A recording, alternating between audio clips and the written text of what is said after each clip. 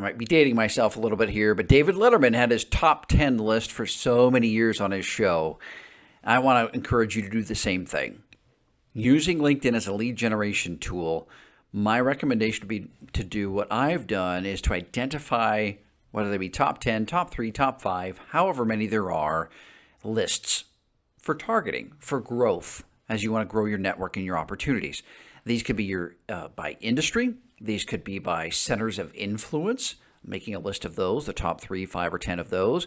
These could be your top 3, 5, 10 one-to-many associations or groups that are active on the platform and well-connected and growing.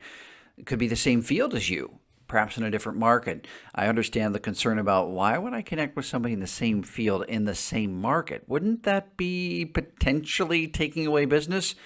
Not necessarily, but especially if they're in a different market. The same field, you can learn a lot from what's working well for someone in the same field. And if they have an abundance mindset like you do, then they'll see there's plenty of pie in my area and plenty of in yours. Maybe trading best practices or learning from one another would be a good thing. Plus, if you're in sales, who doesn't want to connect with another sales professional where you like how they do their sales, right? Complementary fields. So these could be not the same field as you, but they serve the same kind of clients you do in a different way. That could be a very excellent top 3, top 5, top 10 list. Hot markets. I'm talking like markets or metro areas that are just exploding. Central Ohio definitely is, but there are other places like Nashville, Texas, Florida, Charlotte. There are areas that are just growing by leaps and bounds. Look at what those areas are, what the hottest growth markets are, and connect with people, perhaps in same or complementary fields. Identify your top 10 hot metro areas and start targeting those.